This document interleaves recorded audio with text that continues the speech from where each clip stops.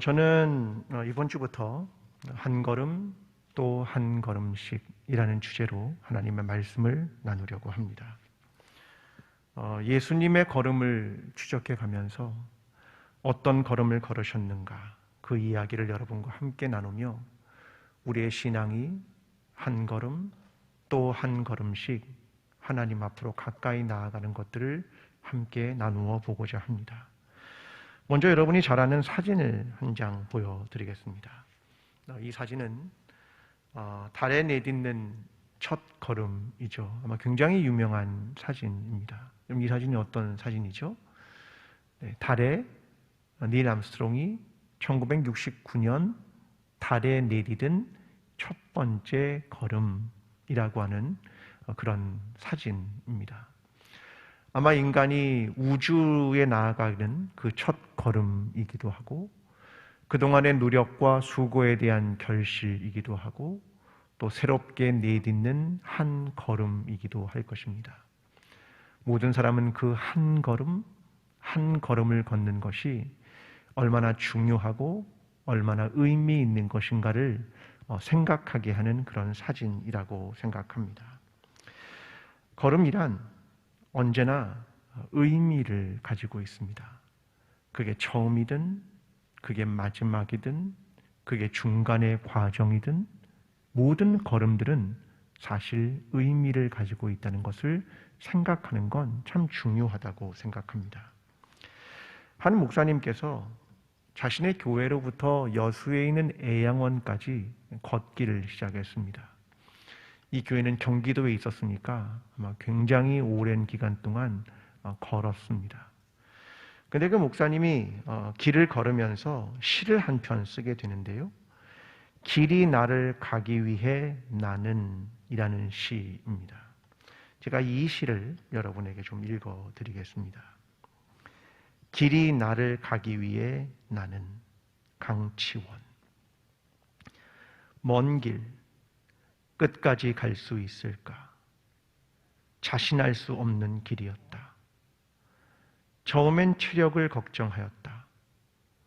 그러나 그것보다 물집과 근육통이 더 큰 장애가 되었다. 그런데 돌이켜보면 내가 길을 갔다기보다는 길이 나를 갔다. 길이 나를 여기까지 데려다 주었다.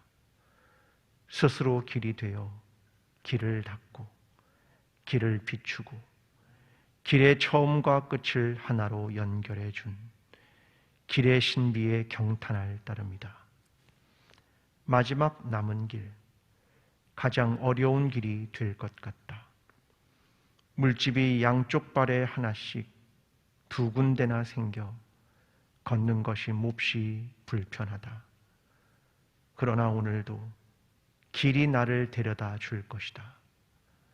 이 불편하지만 희망적인 마지막 길에서 나는 나의 존재에 대해, 목회자요 신학자로서의 실존에 대해, 남편이요 아버지로서의 삶에 대해 근원적 의미에서 레디칼했는지, 본질적으로 치열했는지, 뿌리의 속성에 충실했는지 고민할 것이다. 사실 이 고민이 이 외로운 길 걷기를 나서게 하였다. 참 의미 있는 시라고 생각합니다. 내가 길을 걷는 것 같지만 길이 나를 인도하고 있다. 그런 것들을 보여주는 시입니다. 누구에게나 인생은 길을 걷는 행위이고 우리 모두는 도상 위의 존재들입니다. 때로는 내가 그것을 깨닫건 깨닫지 못하건 나는 한 걸음을 걷기 시작합니다. 그 길은 똑바른 길도 있고 때로는 굽은 길도 있고 때로는 넓은 대로도 있고 때로는 좁은 오솔길도 있고 때로는 이글거리는 뙤약볕이 비추는 길도 있고 때로는 하늘의 구름이 시원한 그늘을 제공하는 길도 있습니다. 지금은 이 길의 의미를 다 알 수 없기도 하고 이후에 돌아보면 이 길이 어떤 길이었는가를 다시 추억할 수도 있게 될 것입니다. 그것이 우리가 살아가는 신앙, 그리고 우리의 인생입니다. 여러분, 예수님도 마찬가지셨습니다.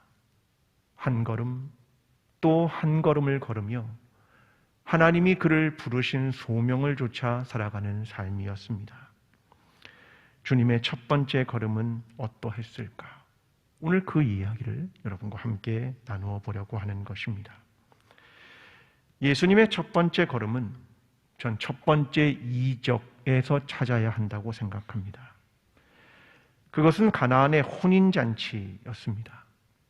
갈릴리의 가나의 지방에 한 혼인잔치가 열렸는데 거기에 예수님의 어머니 마리아, 예수님, 그리고 예수님의 제자들도 함께 초청을 받게 되었습니다. 그런데 연회장에 포도주가 떨어진 것입니다. 마리아는 예수님께 포도주가 없다고 말합니다. 주님은 그때 이렇게 말합니다. 여자여, 나와 무슨 상관이 있나이까? 내 때가 아직 이르지 아니하였나이다. 마리아는 하인들에게 예수님께서 무슨 말씀을 하시든지 그대로 하라라고 이야기를 합니다. 예수님은 하인들에게 정결 예식에 사용하는 돌 항아리에 물을 채우라고 하고 그것을 연회장에게 갖다 주라고 말합니다. 그때 물이 포도주로 변화되는 이적을 경험했다. 이것이 주님의 첫 번째 걸음이었습니다. 여러분, 유대인에게 결혼식이란 참 중요한 것입니다. 특별히 신부가 신랑의 집으로 가게 되는 과정은 참 소중한 과정이었습니다. 모든 사람은 사랑의 노래를 부르고 신랑과 신부의 장점을 서로 칭찬하며 그 길을 걷게 되는데 이 성대한 혼인잔치가 7일 동안이나 계속되다 보니까 충분한 음식과 포도주가 필수적이었습니다. 만약 이 일에 실패한다면 신랑 측에 나쁜 영향을 끼치게 되는 것이었습니다. 지금 이 상황이 오늘 본문에서 시작되는 이적입니다. 그런데 저는 이 본문을 읽을 때마다 잘 이해가 되지 않고 잘 상상이 되지 않는 것들을 발견하곤 했습니다. 제 머릿속에 이 혼인잔치의 분위기와 예수님의 모습이 잘 매치가 안 되는 겁니다. 혼인잔치의 분위기는 굉장히 들떠있는 분위기, 기쁨의 분위기, 함께 축하하는 분위기인데 예수님의 모습은 그렇지 않다라는 생각이 제 마음속에 있기 때문일 것입니다. 오늘 본문 1절과 2절은 이렇게 말합니다. 사흘째 되던 날 갈릴리 가나에 혼례가 있어 예수의 어머니도 거기 계시고 예수와 그의 제자들도 혼례의 청함을 받았더니, 자, 예수님은 지금 세례를 받으시고 제자들을 부르시고 그리고 첫 번째 이적에 참여하신 이야기를 요한이 기록하고 있습니다. 여러분, 혼인잔치의 상황은 흥겨움과 기쁨 아니겠습니까? 여러분, 상상을 해보십시오. 예수님이 이 혼인잔치에서 춤을 추셨을까요? 유대인들은 혼인잔치에 굉장히 많은 춤과 노래를 합니다. 예수님이 춤추셨을까요? 노래를 부르셨을까요? 아니면 한쪽 구석에서 거룩한 모습으로 가만히 앉아 계셨을까요? 제자들과 거룩한 말씀을 나누셨을까요? 여러분, 도대체 제 머리에서는 혼인잔치라는 것과 예수님의 모습이라는 것이 잘 연결이 되지 않습니다. 주님이 과연 흥겹게 춤을 추셨을까? 함께 손을 잡고 빙빙 돌면서 함께 노래하셨을까? 이것이 너무 어색하게 느껴지는 겁니다. 여러분, 그런데 이건 이런 것 같습니다. 결혼식장에 예수님의 모습이 낯선 것은 마치 우리가 살아가는 인간의 삶 속에 하늘의 존재이신 하나님이 들어오시는 것처럼 낯설지 않을까? 이런 생각을 하게 된 것입니다. 우리는 하나님은 하늘의 존재라고 생각을 합니다. 근데 그 하나님이 인간이 살아가는 이 땅 속에 들어오신 것이죠. 이게 성육신 아니겠습니까? 여러분, 오늘 예수님의 첫 번째 이적은 이런 겁니다. 인간의 가장 인간다운 혼인잔치의 현장에, 삶의 현장에, 일상의 자리에 하나님이 들어오셨다. 하나님이 침투하셨다. 이것을 보여주는 것은 아니겠습니까? 여러분, 그것도 주님의 첫 번째 기적은 물이 포도주로 바뀌는 소소한 이적이었습니다. 아마 저와 여러분이 어떤 일에 첫 단추를 끼려고 한다면 굉장히 많은 계획과 굉장히 많은 의미를 담으려고 했을지도 모릅니다. 그런데 주님의 첫 번째 걸음은 그렇지 않았습니다. 여러분, 이것을 우리의 마음속에 생각해 봅니다. 우리가 가진 하나님의 말씀과 복음이 우리의 삶의 자리에 깊숙이 배어들고 있는가? 하나님의 말씀은 우리의 삶에 녹아 들어가고 있는가? 나는 혹시 잘 절여지지 않은 배추처럼 겉돌고 있는 것은 아닌가? 하나님의 말씀이 내 삶 속에 그렇게 자리하고 있는가 말입니다. 여러분, 그리스도인답게 산다는 것은 과연 무엇일까요? 하나님께서 이스라엘 백성에게 십계명을 주셨습니다. 물론 하나님의 말씀이죠. 근데 그 말씀은 대단히 인간적인 삶 속에 자리합니다. 계명은 이렇습니다. 내 부모를 궁경하라, 살인하지 말라, 간음하지 말라, 도둑질하지 말라, 내 이웃에 대하여 거짓 증거하지 말라, 내 이웃의 집을 탐내지 말라. 유대인들은 생각했겠죠. 하나님, 난 살인하지 않았습니다. 하나님, 난 간음하지 않았습니다. 여러분, 살인하셨습니까? 간음하셨습니까? 아니요, 전 하지 않았습니다. 여러분, 그런데 예수님의 산상보훈은 이 하나님의 십계명을 더 가까이의 삶으로 끌어들이고 있습니다. 마태복음 5장 21절과 22절 이렇게 말합니다. 옛 사람에게 말한 바 살인하지 말라. 누구든지 살인하면 심판을 받게 되리라 하였다는 걸 너희가 들었으나 난 너희에게 이르노니 형제에게 노하는 자마다 심판을 받게 되고 형제를 대하여 라가라 하는 자는 공회에 잡히게 되고 미련한 놈이라 하는 자는 지옥불에 들어가게 되리라. 주님은 살인이라는 개념을 단순히 살인이 아니라 일상의 것으로 가까이 끌고 오십니다. 형제를 미워하는 자, 형제를 욕하는 자, 형제를 미련한 놈이라 하는 자는 이미 살인을 한 것이다. 그뿐입니까? 간음에 대해서도 말합니다. 나는 너희에게 이르노니 음욕을 품고 여자를 본 자마다 마음에 이미 간음하였느니라. 밖으로 나타나는 현상과 행위를 우리의 마음속과 양심으로 끌고 들어오는 것입니다. 우리의 삶의 한복판과 마음의 한복판에 하나님의 말씀과 복음이 작동하고 있는가? 이걸 물어보는 것입니다. 저는 루터라는 인물이 그러한 인물 중 하나라고 보여집니다. 루터는 자신의 죄에 늘 고통스러워했습니다. 그는 작은 죄까지도 너무나 고통으로 몸부림치면서 고해 신부에게 자주 찾아갑니다. 여러분도 아시겠지만 가톨릭은 죄가 있으면 신부에게 가서 고해를 합니다. 그 루터가 이 고해 신부에게 굉장히 자주 찾아가게 됩니다.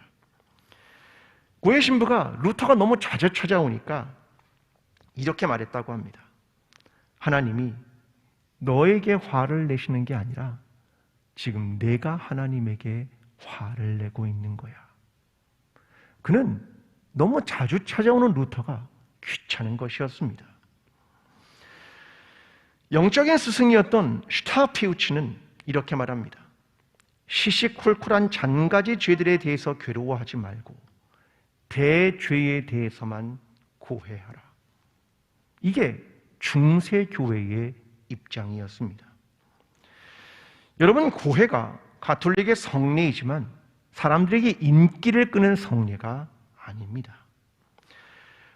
중세의 공의회는 최소의 1년에 한 번은 고해해야 한다라고 결정을 내리기도 했습니다. 이 말은 작은 죄 시시콜콜한 거 가지고 하지 말고 큰 죄만 죄로 여기는 그때의 생각들 때문이었습니다. 여러분, 근데 루터가 변화된 놀라운 이유는 어떤 것이었냐면, 이 작은 죄, 남들은 시시콜콜하다고 말하는 죄를 자신의 실존적 문제로 끌어안은 겁니다. 여러분, 루터가 끝까지 붙든 것이 있었습니다.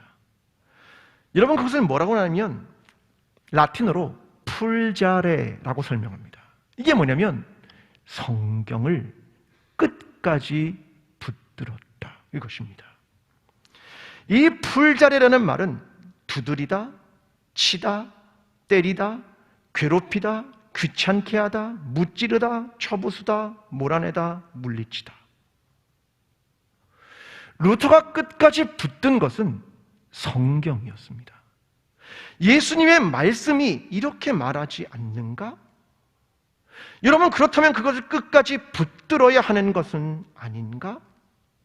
그는 이 삿바 싸움을 끝까지 한 것입니다. 야복강가에서 야곱이 천사와 씨름한 것처럼 말입니다. 여러분, 혼인잔치에 예수님께서 들어오셔서 역사를 시작하셨습니다. 우리의 삶의 자리에서, 일상의 자리에서 예수 그리스도의 말씀이 자리하고 있는가? 아니면 말씀이 그것과 동떨어져 있는가? 오늘도 말씀이 내 양심을 두드리고 있는가? 오늘도 하나님의 말씀이 내 실존을 괴롭히고 있는가? 오늘도 살아계신 하나님의 말씀이 내 삶을 귀찮게 하고 있는가? 여러분, 이것이 없다면, 하나님의 말씀은 내 삶의 자리에서 어떤 역사도 하고 있지 않다면 그것이 더 두려운 것은 아닙니까? 오늘도 하나님의 존재, 예수 그리스도의 존재, 예수 그리스도의 말씀이 내 마음과 내 양심과 내 삶을 두드림으로 아파하지만 하나님의 역사가 내 일상과 내 삶의 작은 자리에서 하나님의 일하심이 드러나고 이를 통해 우리의 삶이 새롭게 되는 놀라운 변화를 경험하는 저와 여러분의 삶이 되기를 간절히 기도합니다. 예수님은 혼인잔치에서 물을 포도주로 바꾸는 첫 번째 이적을 보이십니다. 근데 그 의미가 무엇일까? 이 고민을 하게 되는 거죠. 예수님은 하나의 이야기를 하인들에게 하십니다. 6절부터 8절의 말씀입니다. 거기에 유대인의 정결 예식을 따라 두세 통 드는 도랑아리 6이 놓였는지라. 예수께서 그들에게 이르시되 항아리에 물을 채우라 하신즉 아귀까지 채우니 이제는 떠서 연회장에게 갖다 주라 하심에 갖다 주었더니. 자, 유대인에게는 결례가 있었습니다. 그들은 늘 샌들을 신고 다녀서 발이 더러웠거든요. 그래서 집에 들어오면 주인이 씻어주든 하인이 씻어주든 발을 씻어주는 전통이 있었습니다. 이게 대단히 종교적인 것이기도 해서 물이 없으면 흙으로 손을 씻기도 하는 이런 것들을 행하기도 했습니다. 이걸 정결 예식이라고 하고 결례라고 하기도 하고, 그래서 그들의 집에는 문 앞에 항아리가 놓여 있었습니다. 근데 주님은 거기에 물을 채우라고 하시고 이걸 물을 떠다가 사람들에게 주었더니 좋은 포도주가 되었다라고 하는 것을 이야기하는 겁니다. 여러분, 이 이야기는 어떤 것을 의미하는 것이냐면 묵은 시대의 경륜이 새로운 변화를 가져온다라고 하는 것을 상징적으로 보여주는 사건이었습니다. 변화라고 하는 것이죠. 예수님이 오심으로 새로운 언약으로 변화하고 우리의 마음이 변화하고 새로운 창조로 변화되는 것, 이것을 보여주는 상징이었습니다.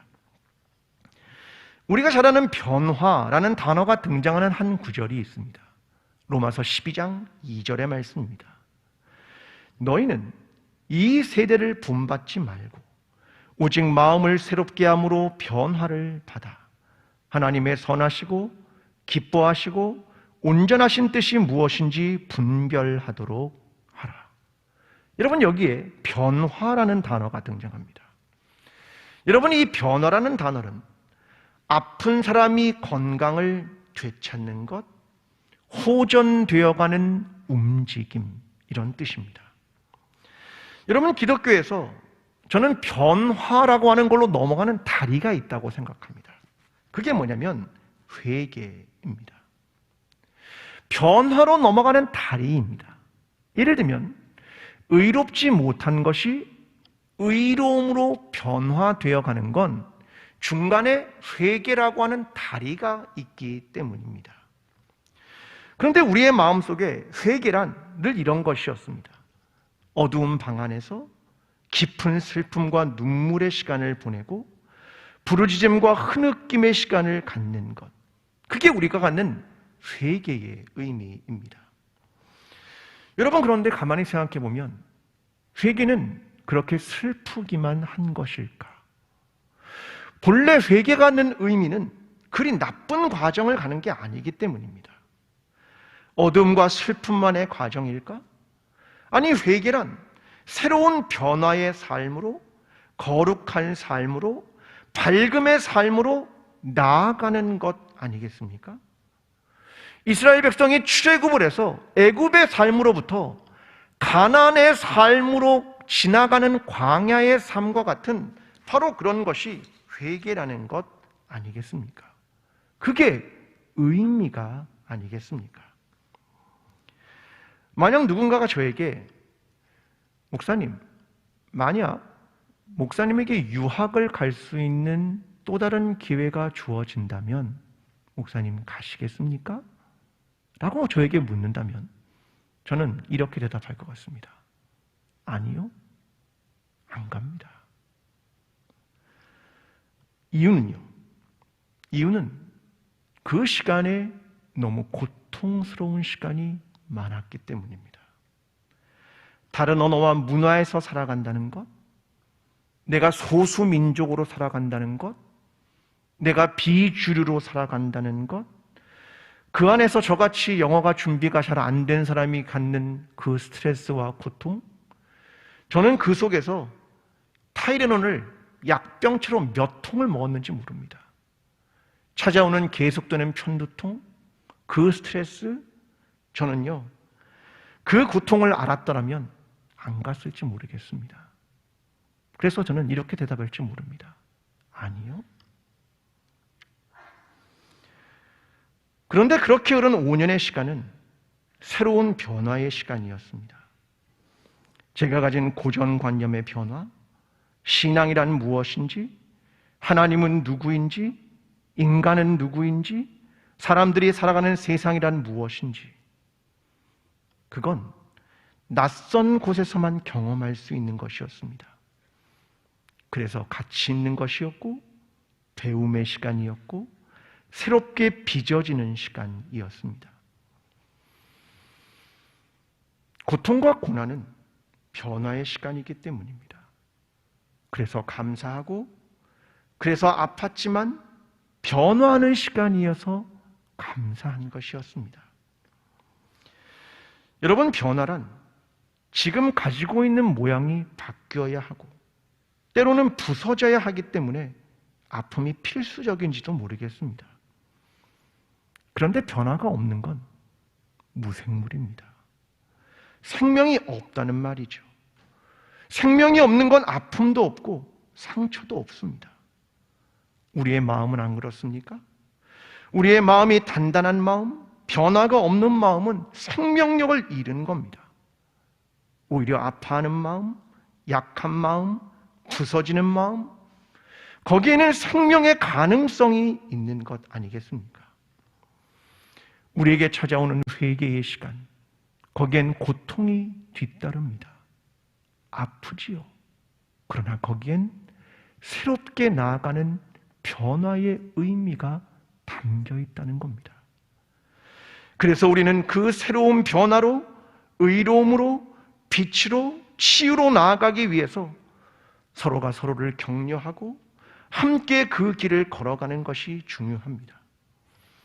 오늘 저와 여러분의 신앙이, 우리의 삶이 새로운 변화로의 초대가 시작된 우리의 삶 속에서 하나님께서 원하시는 새로운 변화로, 새로운 회개로 나아가므로 하나님께서 원하시는 그 변화와 회복의 삶으로 나아가는 저와 여러분의 신앙이 되기를 간절히 기도합니다. 저는 오늘 본문엔 다양한 사람들을 발견합니다.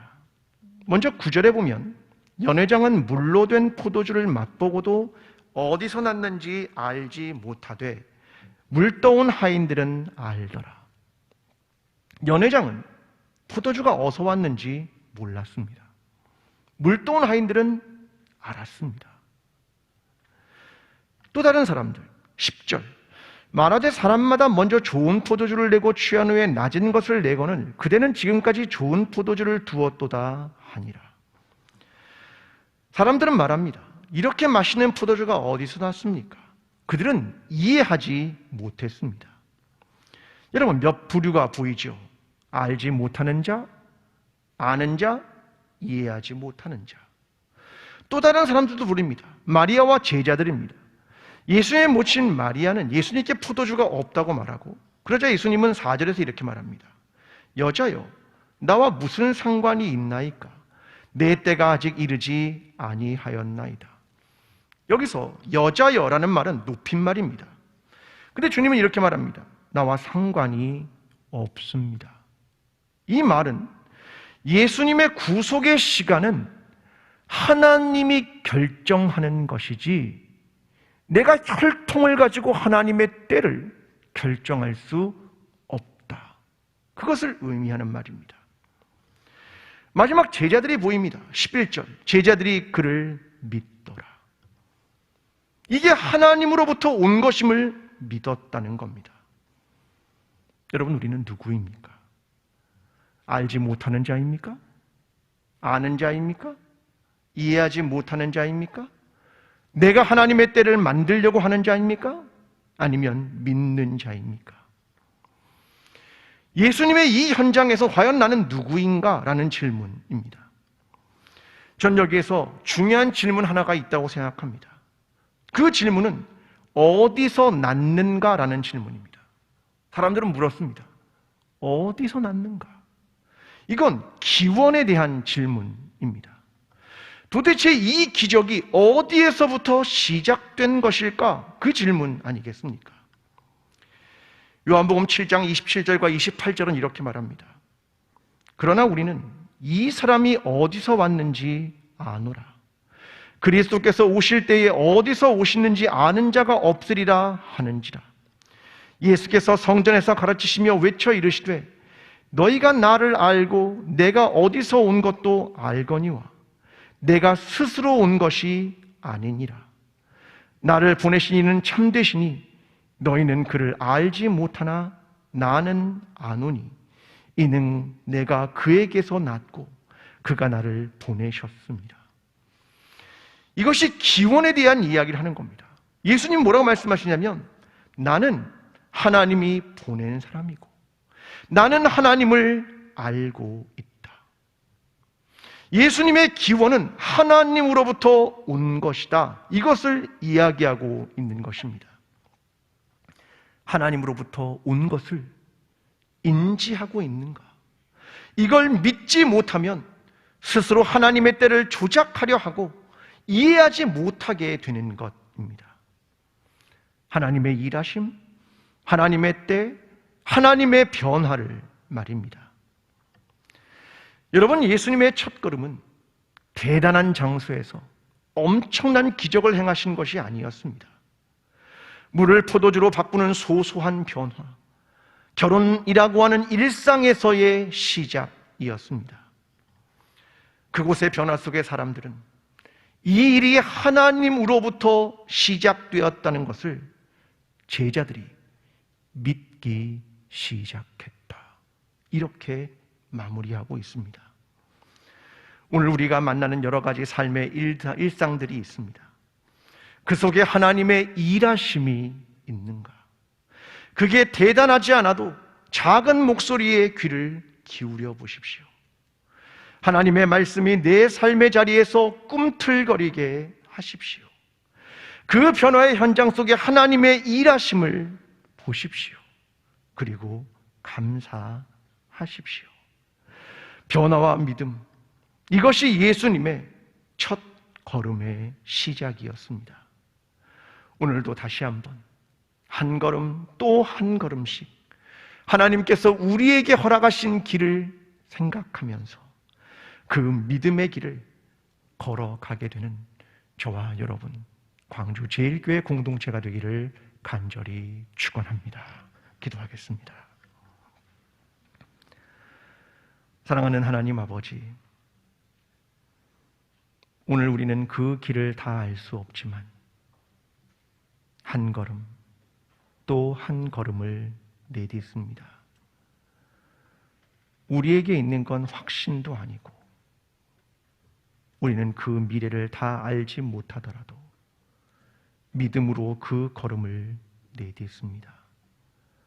하나님, 우리의 믿음의 걸음에 동행하여 주시고 주님과 함께 그 길을 걸어가므로 주님이 약속하신 놀라운 회복과 하나님께서 약속하신 새로운 언약과 하나님이 약속하신 새로운 땅에까지 도달하는 하나님의 사람들, 우리 공동체가 될 수 있도록 주님 역사하여 주시옵소서. 감사드리며 예수 그리스도의 이름으로 기도합니다. 아멘. 사랑하는 광주제일교회 성도 여러분, 복음은 나의 일상 속에 들어와 역사하는 것입니까? 우리의 일상의 삶에서 복음으로 살아가십시오. 하나님의 역사가 우리의 삶에서 일어나게 하십시오. 그리고 변화를 위한 회개를 시작하십시오. 고통스럽지만 변화를 위한 시간임을 잊지 마십시오. 그리고 이 모든 이 하나님으로부터 온 것임도 기억하며 하나님의 때를 발견하며 믿음으로 길을 한 걸음 내딛으십시오. 주님이 우리와 함께 하실 것입니다.